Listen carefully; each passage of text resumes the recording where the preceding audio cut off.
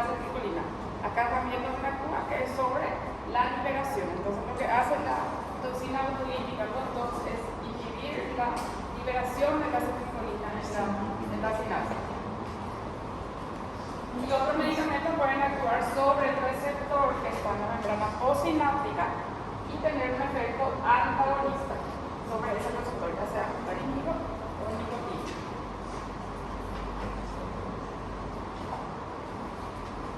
Estos eran los colinérgicos, los de acción directa, los que directamente estimulaban a los receptores, y los de acción indirecta que actúan a través de la acetilcolina esperasa. Esto se usaba para patologías musculares y para patologías musculares también generales y la enfermedad de Alzheimer. Y la acción directa, con directamente sobre los receptores, se utilizaban en patologías que tengan relación con la parte ocular, con la parte digestiva, con la parte urinaria. Y dijimos también que la parte no servía ni para patologías cardíacas ni respiratorias.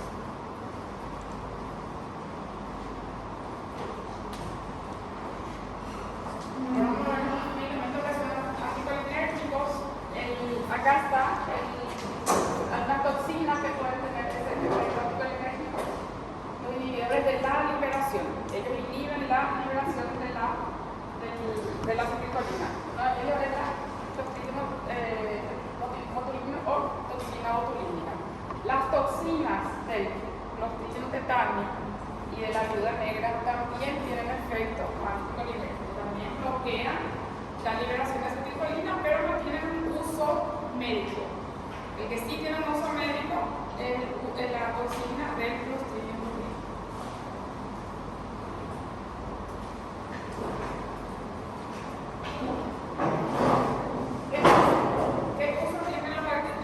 ¿Cuáles son los tipos anticolinérgicos? La toxina botulínica y los antagonistas. ¿Cuál es la diferencia entre ellos? La toxina botulínica inhibe la liberación de la acetilcolina y los antagonistas compiten con el receptor de los receptores colinérgicos para unirse a ese receptor.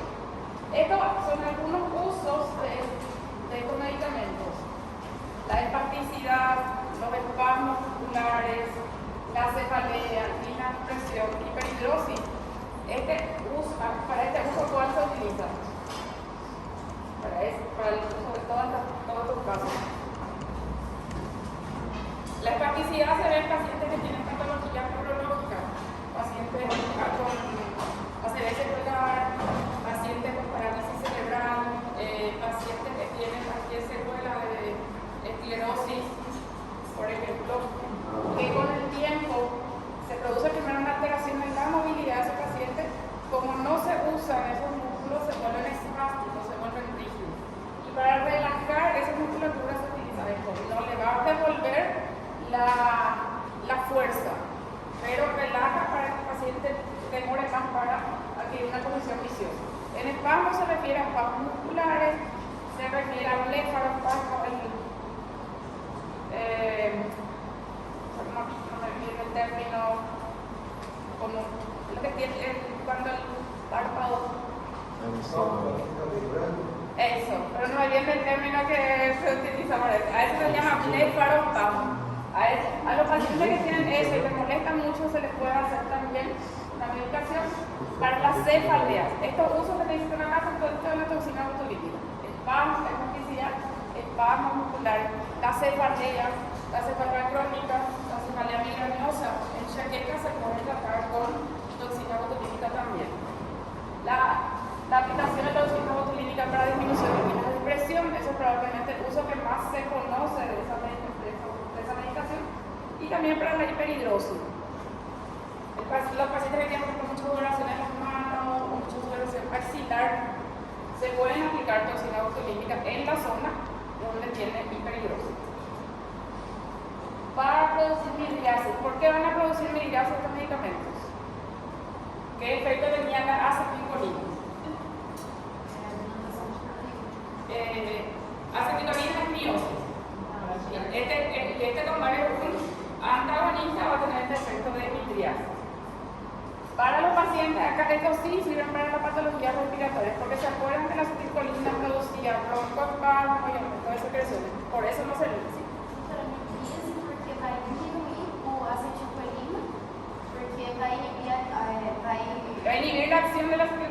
el resultado va a ser midriasa. La acetilcolina, el medicamento colinérgico, te va a producir miosis y el anticolinérgico te va a producir midriasa. Y ¿se acuerdan que la acetilcolina producía también broncoespasmo y aumento de secreción? Entonces el antagonista colinérgico va a producir lo contrario, va a producir broncodilatación y disminución de secreción. Por eso se van a usar para patologías pulmonares. Esto sí sirve entonces para patologías pulmonares. Los medicamentos que se usan para los cólicos también son anticolinérgicos, antiespasmódicos o antiespasmódicos son anticolinérgicos. La buscapina, el Buscopan, es un anticolinérgico. Para pacientes con incontinencia urinaria, para pacientes que tienen incontinencia urinaria, para aumentar, para relajar un poco la musculatura de la vejiga y aumentar el tono de la vejiga, se puede usar también. Para casos de bradicardia sí se puede usar porque va a aumentar, como un medicamento anticolinérgico, va a aumentar la frecuencia cardíaca. Y el última patología para prevenir reflejo vagal. El reflejo vagal es una descarga de un neurotransmisor que va a producir efectos en el territorio del nervio vago. ¿Qué le parece que va a producir un reflejo vagal en el paciente entonces? ¿Qué territorio está inervado por o qué órganos están inervados por el vago, por el nervio vago?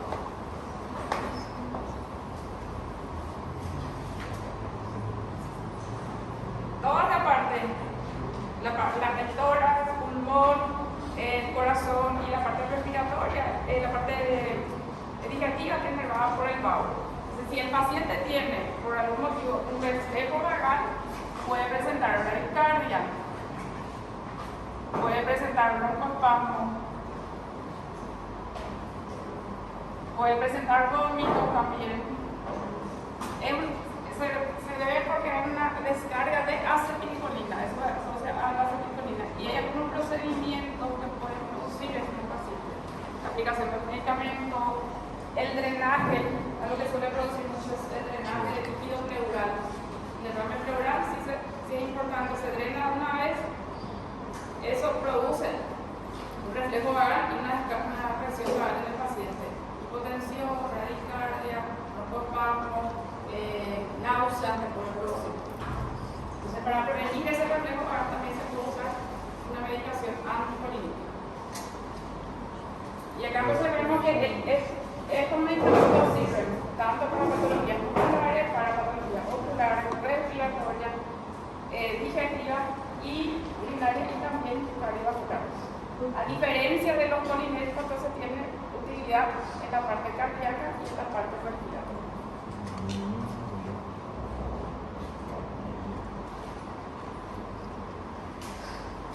Entonces vamos a ver algunos medicamentos que bloquean bloquea la liberación, la transmisión de la acetilcolina. En este caso, esta patología, en esa patología se usa la toxina botulínica.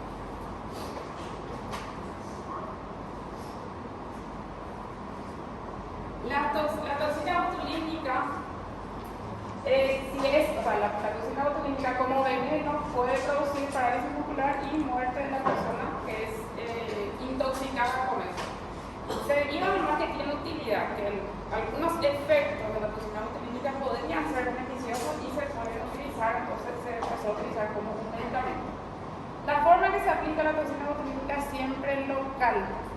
Eso es una aplicación local, intramuscular, intradérmica. Esa aplicación no se va a consumir por otra vía, no se va a tomar por ejemplo, solo es de aplicación local. Eso quiere decir que se va a aplicar donde queremos efectos. Si queremos que tenga efectos sobre el músculo, se aplica sobre el músculo. Si queremos que tenga efectos sobre alguna línea de expresión, se va a aplicar en el rostro. Si queremos que tenga efecto en el caso de la cefalea, tiene puntos específicos donde se indica también su aplicación. La aplicación es siempre local. y generalmente tiene pocos efectos adversos, a no ser que extravase la zona donde se está ubicando, pero no son muchos efectos lo que se suelen ver, efectos adversos. Sequedad de boca puede ser porque disminuye las secreciones, un poco de disfagia y a veces fotofobia es lo que puede producir, pero generalmente no son muchos los efectos adversos que se pueden ver por la aplicación del succinol. Inicialmente se utilizó para el blefarospasmo y para el estrabismo.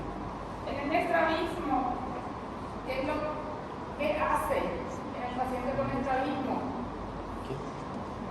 En el estrabismo, el paciente tiene la alteración en la posición orbital globocular. Lo que se hace en el estrabismo es aplicar directamente sobre el músculo que se quiere relajar. Dependiendo de qué músculo se quiera relajar para mejorar ese estrabismo del paciente, entonces se aplica directamente en la parte en el músculo que se quiere relajar. Y la toxina tiene un efecto que es no es demasiado prolongado. Eso va a resolver por algún tiempo ese inconveniente en el paciente, en todos los casos, porque en la mayoría de los casos sirve aproximadamente 6 meses. Primero se utilizó en estos dos casos, en el estrabismo y en el blefarospasmo, donde se aplicaba también en la parte muscular, la musculatura alrededor del ojo.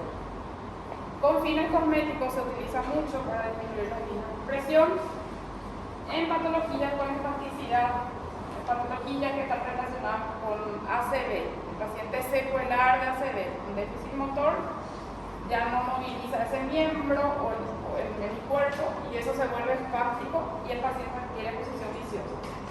En pacientes que tienen esclerosis múltiple también se puede utilizar, en pacientes con distonia cervical también para relajación de la musculatura, pacientes con parálisis cerebral, espasmos musculares pueden ser localizados, el blefarospasmo, un espasmo localizado y el espasmo hemifacial, que es un espasmo que suele afectar a la mitad del rostro del paciente.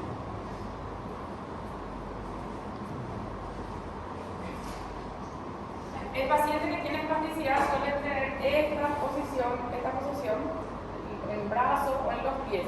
Se le denomina la posición viciosa. Como está mucho tiempo sin movilizarse, ese miembro, en el caso del brazo, de la pierna, se queda en esa posición y ya no puede, después el paciente ya queda en esa posición y generalmente es difícil movilizarse, suele tener escaras, y para relajar un poco eso, o el hacer que la espasticidad y la posición viciosa sea más adelante, se suelen utilizar estos medicamentos.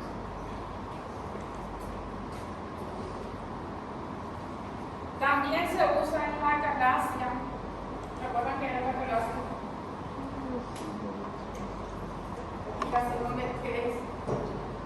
La calasia es una patología que puede asociarse, no puede ser primaria, puede ser secundaria. Si es asociada a alguna otra patología, ¿a qué patología se asociaba?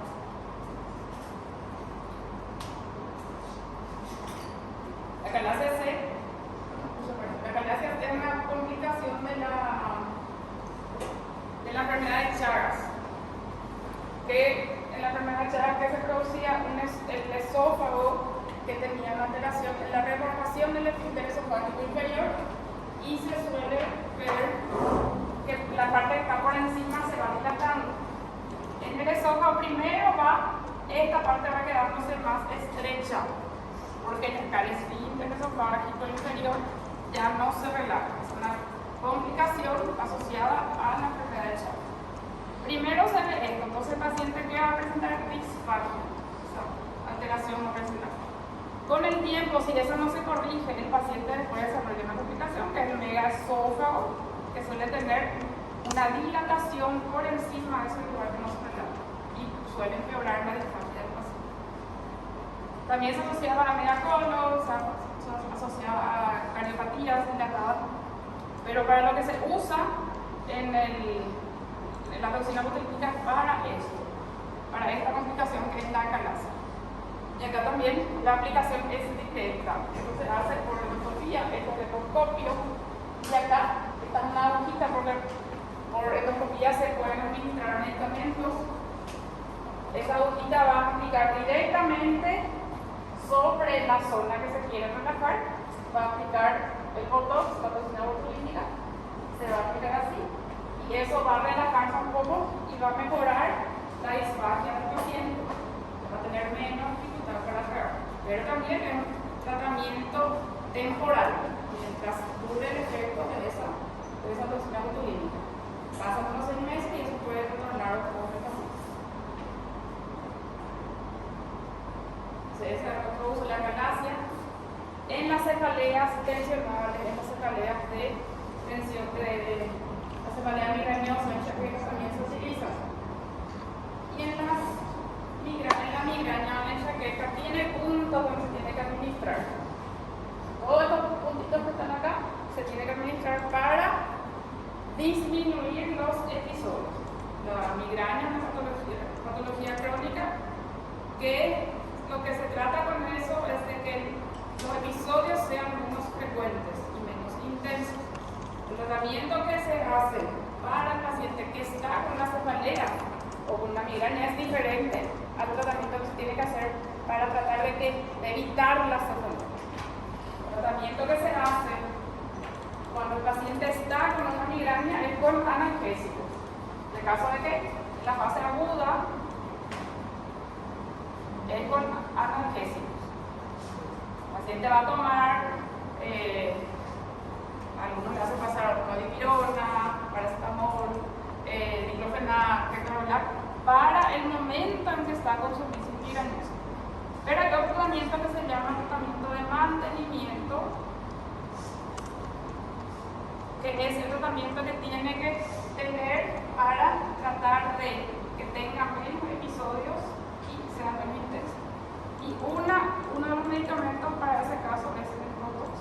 Se va a servir para esto, no para una crisis, sino que para que tenga episodios que sean más leves o tenga menos episodios de migraña o de enxaqueca, etc.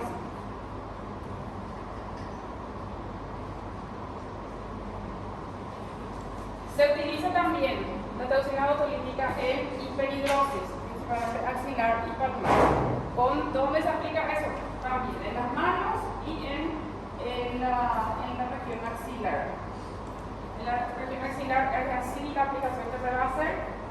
Son varios lugares donde se tiene que inyectar para bloquear la sudoración, porque las glándulas sudoríparas se estimulaban por acción de la acetilcolina. Para bloquear la acción de la liberación de acetilcolina y disminuir la sudoración en ese paciente, se aplica en la axila, en varios puntos que tiene que aplicar, o se puede aplicar también en las manos para que tienen hiperhidrosis palmar. Porque eso, la cara de la mano. Essa agulha na axila deu comigo. En muchos otros lugares. Se administra siempre por inyección local. Siempre es en la zona donde queremos entonces que cumpla su efecto. Professora, então essa toxina, ela é e ela é usada para diminuir qualquer tipo de espasmo ou relaxar. Sí. Para relaxamento e espasmo. Sí, para relajación por disminución de la liberación de acetilcolina, para disminución de la secreción sudorípara también. Ela diminui, não? Ela vai bloquear totalmente? No, puede no bloquear totalmente. Só diminui. Disminuye la liberación. ¿Cuál era la acción acá que tenía? Es sobre la liberación de la acetilcolina. La toxina botulínica bloquea la liberación desde la membrana presináptica. Entonces, no tiene efecto acá en estos receptores sobre la membrana postsináptica. Su acción es en la membrana presináptica disminuyendo su liberación. Y siempre se va a aplicar donde queremos que actúe. Si nosotros queremos que tenga efecto sobre el músculo, sobre la espasticidad, para relajar, es sobre el músculo que se tiene que aplicar. Si nosotros queremos que tenga efecto en el esófago, sobre el esfínter esofágico inferior para relajar. En el caso de la cefalea, vimos que hay varios lugares donde se tiene que aplicar para que tenga mayor efecto. Acá también en el caso de la hiperhidrosis, punto donde se tiene que aplicar. En el caso del estrabismo, se aplica directamente sobre el músculo que es responsable del estrabismo. ¿Qué va a pasar ahí? Entonces, al aplicar sobre ese músculo, se relaja ese músculo y ese estrabismo disminuye en el paciente. Pode ocorrer isso várias vezes, pode acontecer isso várias vezes. Se puede hacer varias veces. Se va a aplicar directamente sobre el músculo que es responsable del estrabismo. Este es el caso de los espasmos amifaciales que le dije, el espasmo que afecta la mitad de la cara del paciente y también en varios puntos. Cuando es para el blefarospasmo se suele aplicar en esta zona, donde están los músculos que son responsables de ese espasmo en el paciente.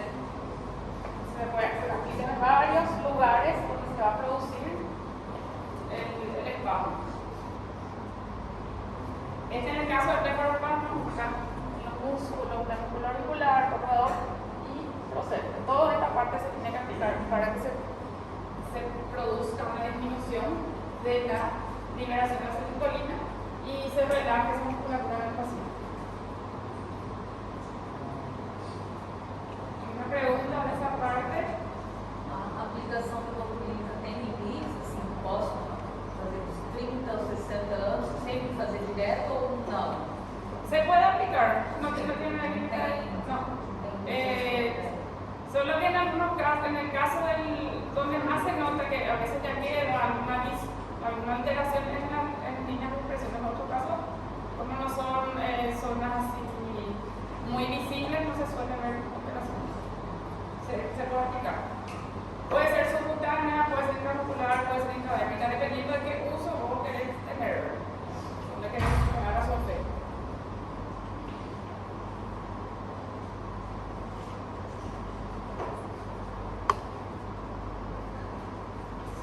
Esos son los usos. Entonces, la toxina botulínica y la toxina botulínica es una medicación que tiene efecto anticolinérgico. Las otras toxinas, pero estas no tienen uso médico. La toxina tetánica también tiene un efecto anticolinérgico, la toxina de la viuda negra, que está la toxina también tiene un uso anticolinérgico, o sea, tiene un efecto anticolinérgico, pero no es de uso médico. Para la toxina para la cual se desarrolla un uso médico es la toxina botulínica. No es solo para fines estéticos que se usa, tiene muchos otros usos para patologías que sí pueden ser muy molestas para el paciente. Una pregunta de esa parte. Ahora vamos a ver la parte de anticolinérgicos. Anticolinérgicos que por acción sobre el receptor ya de la membrana postsináptica. Estos medicamentos, la dopamina, copolamina, el efecto que va a tener esa medicación no es en el mismo lugar donde actúa la toxina botulínica. La toxina botulínica actúa acá inhibiendo esta liberación de la acetilcolina y los antagonistas actúan en la membrana postsináptica, los receptores que están en la membrana postsináptica, compitiendo con la acetilcolina para disminuir el efecto de la acetilcolina. Esas dos que están ahí son las naturales. ¿Qué diferencia tienen las naturales con lo que podemos ver que son las sintéticas? Las toxinas que son naturales tienen un efecto que es más sistémico. La atropina y la copolamina que se produce de forma natural tienen un efecto más sistémico. Van a afectar a todo el organismo. Van a afectar a la parte muscarínea, van a afectar a la parte respiratoria, digestiva, urinaria, cardíaca, ocular, pero también tienen efectos sobre el sistema nervioso central. ¿Qué síndrome puede producir un exceso de estos medicamentos? ¿Y cómo se llama el síndrome? Anticolinérgico. ¿Y qué manifestación neurológica tenía? O sea, ¿qué manifestación en el sistema nervioso central tiene el síndrome anticolinérgico?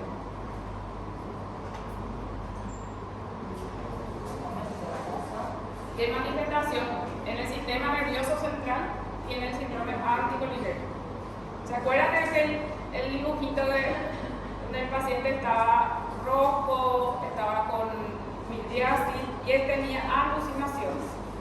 Una de las manifestaciones que tiene la parte neurológica del sistema nervioso central son alucinaciones. La diferencia entonces es que estos medicamentos naturales tienen una acción más general, más sistémica y acción sobre el sistema nervioso central. Los sintéticos tienen un uso mucho más limitado. El antiespasmódico que se toma va a tener efecto antiespasmódico, no le va a producir ni midriasis ni alucinación al paciente. Entonces no por tomar bucapina o bucopan, el paciente va a empezar a alucinar.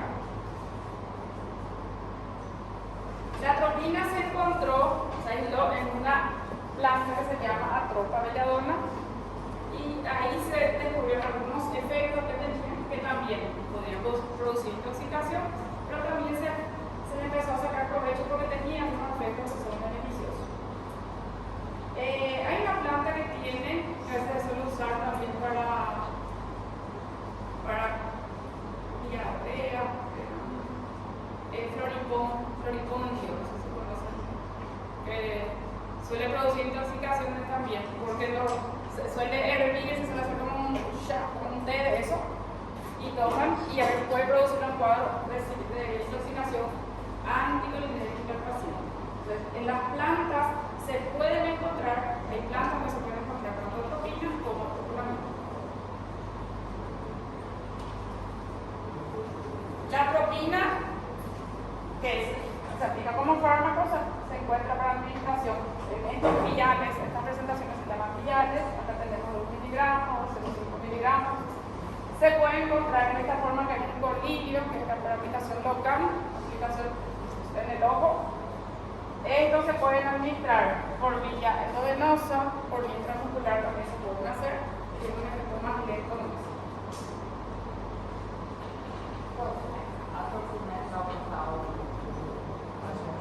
Sí.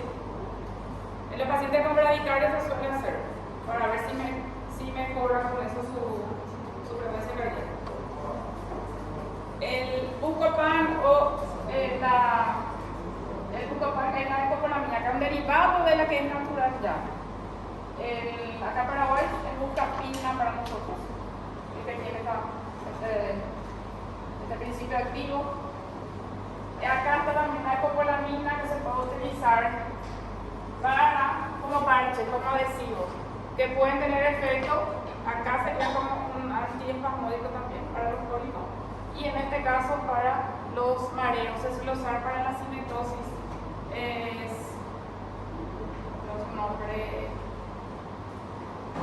El cuadro que algunos pacientes tienen cuando viajan, por ejemplo, náusea, sí, es asociado al movimiento. Para eso se puede utilizar en forma de adhesivos. Y acá sí necesita tener un efecto sistémico, o sea, tiene que pasar al sistema nervioso central, porque para tener ese efecto tiene que atravesar la barrera hematoencefálica. Para evitar la cinetosis, los vómitos, la náusea, tiene que tener efecto sistémico. Esos son los dos naturales, la ecopolamina y la atropina. Esos naturales pueden tener otra vez sus derivados, ya que son semisintéticos. Y después tenemos los sintéticos, que son los semisintéticos sintéticos, que tienen como diferencia que la acción es más específica, no tienen mucho efecto sobre el sistema nervioso central y su acción es más específica. El hipertropio y el diotropio son de uso para la parte respiratoria, solamente para la parte respiratoria. La matropina, tropicamina, estos sirven para la parte ocular. La dicicloverina, estos dos, dicicloverina y los derivados de la copolamina se usan para la parte digestiva, para los cólicos. Y todo esto que está abajo se utiliza para la parte urinaria. Entonces acá hay medicamentos que tienen uso mucho más específico. Para la parte respiratoria, para la parte ocular, para la parte digestiva y para la parte urinaria. ¿Qué efecto va a tener en la parte respiratoria?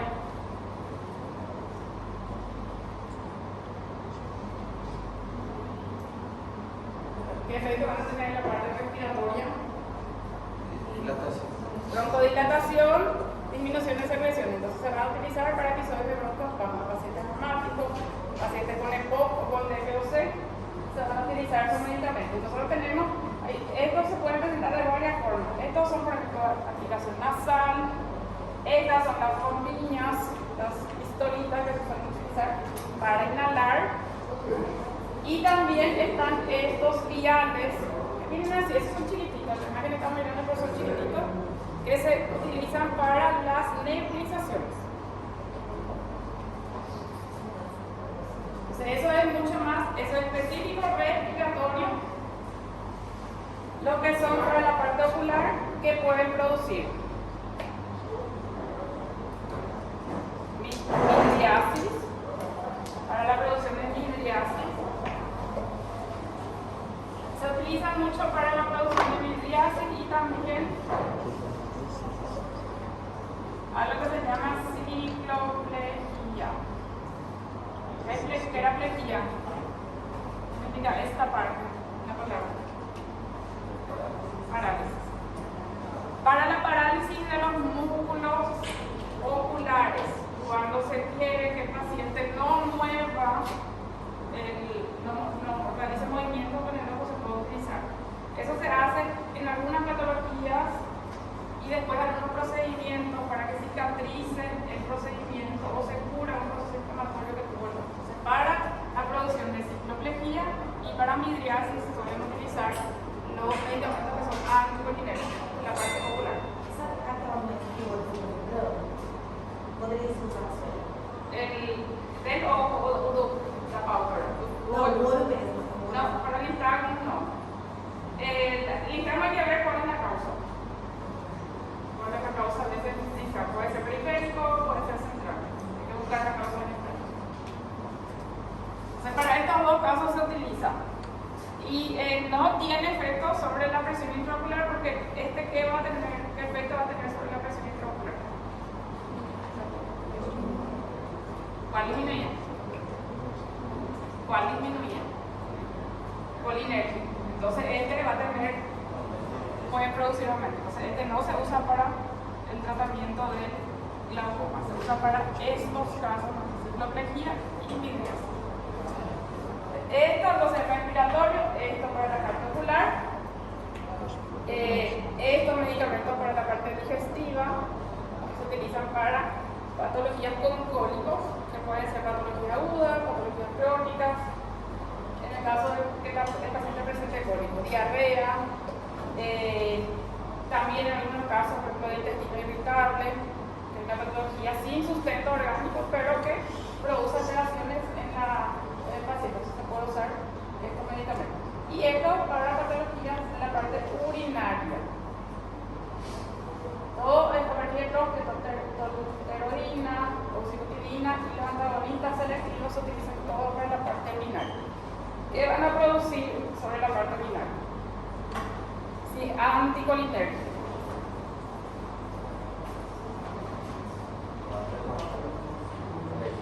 Sí, relaja la vejiga y ¿qué aumenta? ¿El tono de qué aumenta? Y aumenta el tono del esfínter, o sea que dificulta la micción, por eso es que sirve para la incontinencia urinaria. El colinérgico que hacía relajaba el esfínter y contraía la vejiga.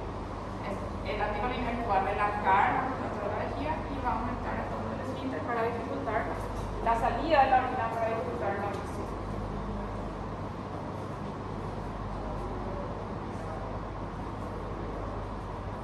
Y acá nosotros estamos hablando de todo estos usos, acá respiratorio, ocular, digestivo y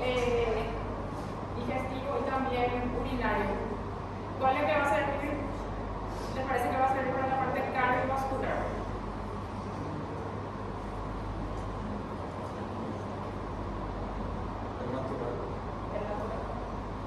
El que tiene efecto muscarínico es el que va a servir para la parte digestiva, para la parte cardiovascular. La atropina es la que se usa para aumentar la frecuencia cardíaca, se utiliza la atropina.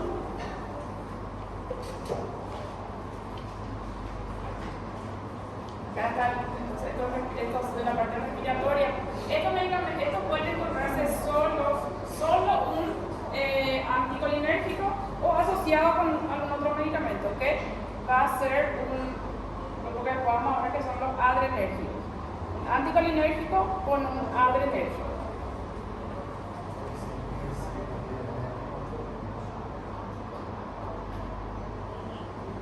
Acá está la tropicamida, este es se utilizaba para la parte ocular. Este que está acá también es un adrenérgico, ustedes pueden ver, está asociado a la acá. Esta es la tropicamida en esta zona que se utiliza para la parte ocular.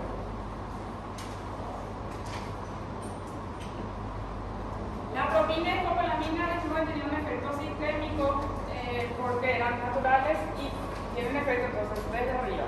Disminución de las secreciones, afecta el peristaltismo, afecta el vaciado gástrico también, aumenta el tono del intestino, disminuye el tono del intestino delgado, intestino grueso y en la vejiga también. Aumenta la frecuencia cardíaca en el paciente, va a producir un aumento de frecuencia, entonces puede producir taquicardia, va a producir midriasis, va a producir cicloplegia y eso puede ser responsable de visión borrosa y fotofobia. ¿Por qué va a tener visión borrosa el paciente?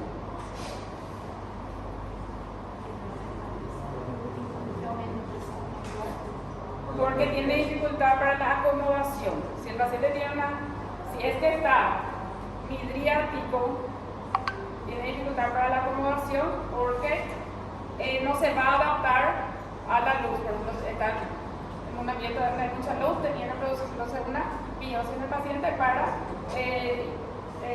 que la llegada de la luz sea un poquito menos intensa. Entonces le va a producir una visión borrosa y puede producirle fotofobia porque no puede acomodar la visión del paciente. Proposital causar uma midriase no paciente?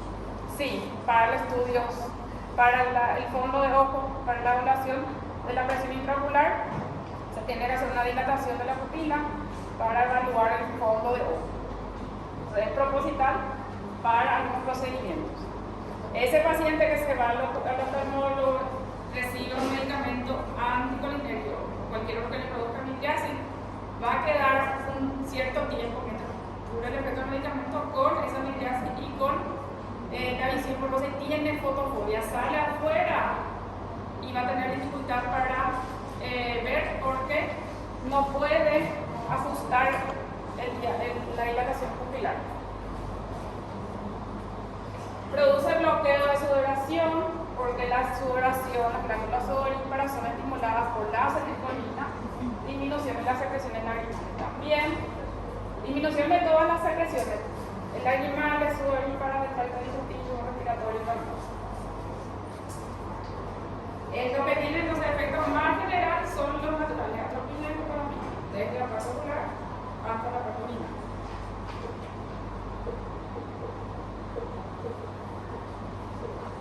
Estos son algunos efectos que se pueden ver por afectación central, que pueden tener alucinaciones, esos pacientes, afectación y alucinaciones. La copolamina es un medicamento que también puede producirle amnesia al paciente, que está bajo efecto. Por ejemplo, una intoxicación por copolamina, de la natural, puede tener amnesia. Nos va a recordar lo que ocurrió mientras estaba bajo efecto de esos medicamentos. Está bajo efecto de esa sustancia. Puede decir cosas que después no va a recordar. El paciente dice la verdad en ese momento porque no se acuerda. Pero puede contar cosas que no quería contar, que en otra situación no hubiese contado y le produce amnesia. Se ve con estos medicamentos también una acción anticinetóxica, antiemética, por eso sirven para la cinetosis, para los yodos, y también sirven para la enfermedad de Parkinson, usado como anticolinérgico, para bloquear la acción de la acetilcolina y disminuir principalmente los movimientos involuntarios del paciente.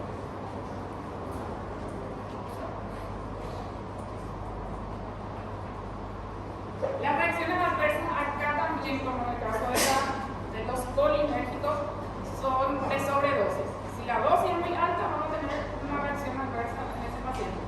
Si le damos una dosis muy alta de un anticolinérgico, vamos a ver taquicardia, vamos a ver midriasis del paciente, se puede ver ciertas alucinaciones, puede tener estreñimiento, puede tener retención urinaria. Los efectos se ven por exceso de la medicación en esos casos. Y eso puede ser, por ejemplo, por un exceso de atropina, de la medicación de atropina. Si estábamos tratando un síndrome colinérgico y nos pasamos la medicación de atropina, podemos producirle un síndrome anticolinérgico a ese paciente.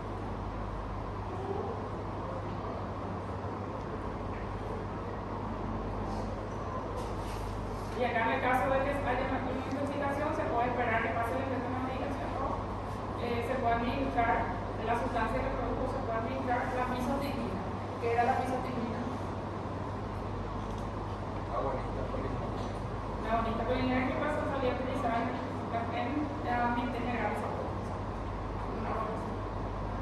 Las reacciones adversas entonces son por exceso de la medicación: midriasis, taquicardia, arritmia, estreñimiento, retención urinaria.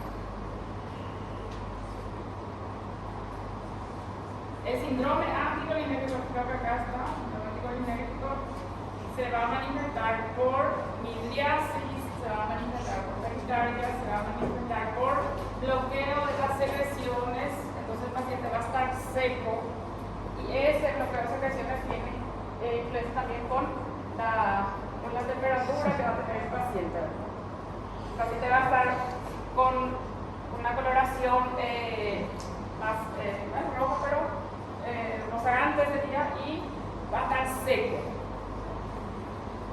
Y en la parte neurológica presenta alucinaciones y delirios. Entonces, por exceso de atropina o de anticolinérgico. Realmente va a ser por un medicamento que tenga un efecto natural, o sea, sería ipoptomina o copolamina, porque lo que tienen solo acción respiratoria o solo acción ocular o solo acción digestiva urinaria no van a producir eso.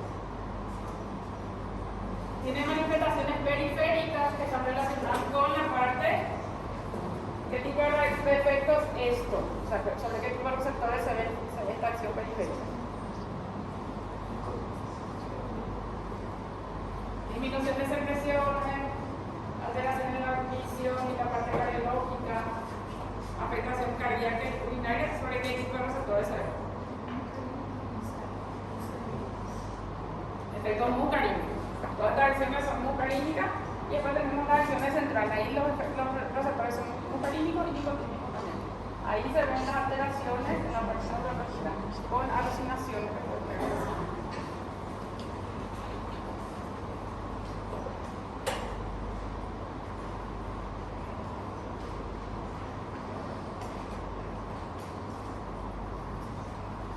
Esto entonces sería consecuencia de la atropina y escopolamina en exceso, una reacción adversa por exceso de esa medicación, atropina y escopolamina. Y estas sustancias pueden tener efecto sistémico sobre todos los órganos y sobre la parte neurológica. Las acciones que se ven, los efectos que se ven con los semisintéticos o los sintéticos es mucho más específico y atraviesan menos la barrera hematoencefálica y algunos no atraviesan más. Acá estos dos primeros que están son el tiotropio y el ipatropio. Esos medicamentos son de uso para la parte respiratoria. Este es el tiotropio, el ipatropio mismo que venían viales, en gotitas y en las pistolitas o en las bombillas también. Ese es el tiotropio que sirve para la parte respiratoria. Y el otro era el ipratropio, que también sirve para la parte respiratoria y vienen en varias presentaciones. Puede venir solo o puede venir asociado con otros medicamentos. ¿Cuál es la diferencia entre esos dos medicamentos? La duración de la acción y el inicio de la acción. Entonces, eso define que un medicamento se ha utilizado en un caso y el otro medicamento se ha utilizado en otras condiciones.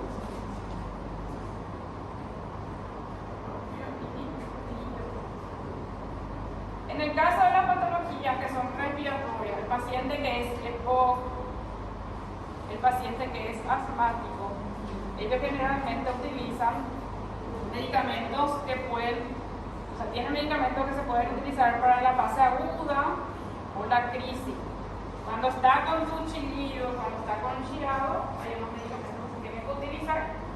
Y como estas patologías son crónicas, generalmente tienen medicamentos de uso crónico también, que es de utilización diaria. Entonces, tiene medicamentos que va a usar cuando tiene una crisis reumática, cuando está con ortoplasma, cuando está con chillido, con chiado, y tiene medicamentos que va a usar todos los días para tratar de que esté la mayor parte del tiempo sin sus episodios de broncoespasmo. El medicamento que se utiliza en la fase aguda para las crisis es el ibratropio y el tiotropio, el medicamento que se usa en la fase crónica o también se le llama para mantenimiento en el paciente. Entonces es esa la diferencia que hay entre ellos. ¿Por qué este se usa para la crisis o para los de forma aguda? Porque su acción es más rápida. Se va a actuar más rápidamente, pero la duración es de menor tiempo. En cambio acá, la acción en este caso es más prolongada. Ahí está hablando, especificando eso en esta descripción. El tiotropio, que era el que se utilizaba para el mantenimiento de manera crónica todos los días, el paciente que usa se tiene que administrar todos los días, es la acción prolongada. Se utiliza en el general de pacientes como broncodilatador. Tiene un efecto que es más prolongado, se usa en el caso del tiotropio una vez al día, solamente una vez por día va a usar ese paciente esa medicación, y ese medicamento sería que mejora la clínica del paciente y mejora su calidad de vida. O sea, que el paciente tiene menos dificultad respiratoria, puede desarrollar mejor sus actividades habituales, por eso le mejora la calidad de vida, le estabiliza la enfermedad. Se hace una vez al día. Se hace por vía inhalatoria, entonces tiene efecto mucho más respiratorio. No vamos a ver por hipratropio, tiotropio, taquicardia, retención urinaria o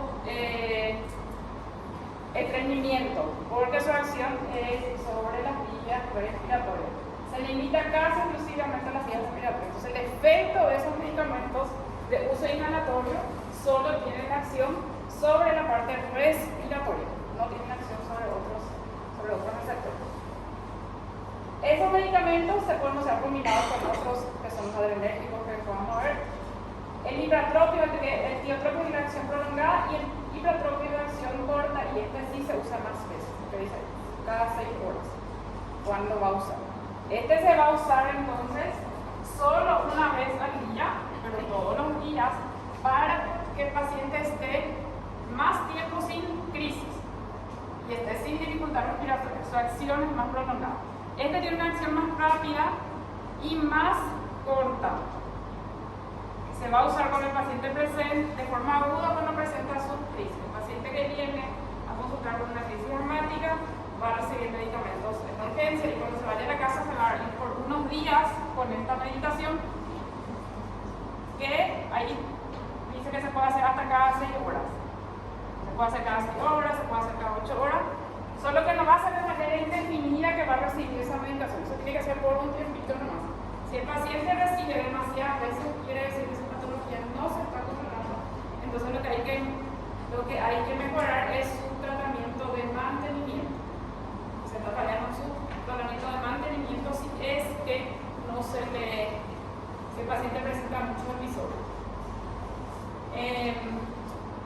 Neurología, con este que viene, van a ver ustedes que hay criterios para hablar de que se controla el asma o de que se controla el EPOC. ¿Cuántos episodios por semana presenta el chillido del pecho del paciente? ¿Qué medicamentos usa para controlar su patología? Esos criterios se ven y para decir si la patología está o no controlada. Si está controlada, sigue con su tratamiento. Si no está controlada, se tiene que ajustar su tratamiento. Doutora, o salbutamol também entra aí para básico? Es el beta-2 adrenérgico. La agonista beta-2. metabolita adrenal. Y es que se suele combinar con el otro, con el hipratropio. Ahora ya no olvido más, un nombre comercial muy conocido. Hay uno que salió al mercado ya. Parece que había más eso. Porque ahora cambió, anteriormente era salbutamol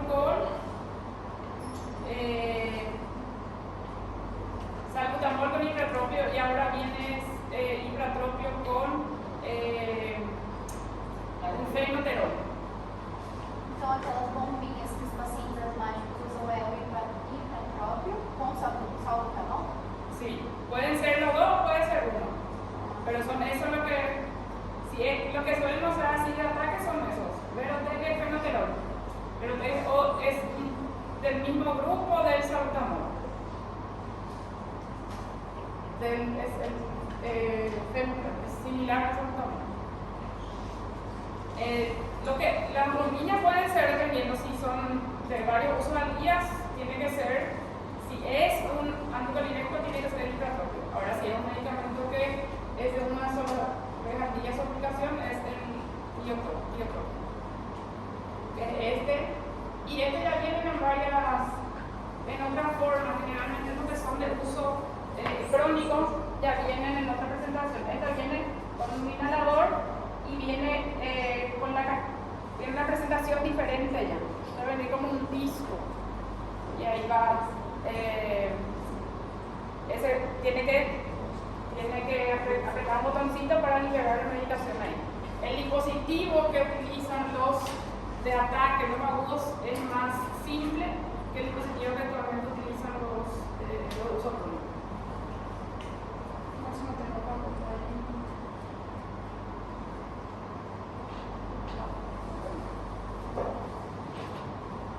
La bombilla suele ser para los ataques. Esta. Suele ser, tiene lo que realmente los agudos más.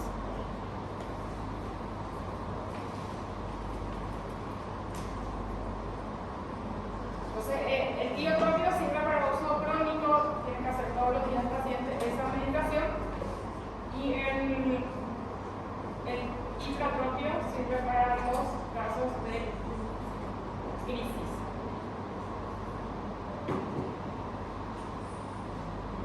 ¿Hasta ahí hay alguna pregunta? ¿Seguimos más o seguimos más? Bueno, vamos a terminar.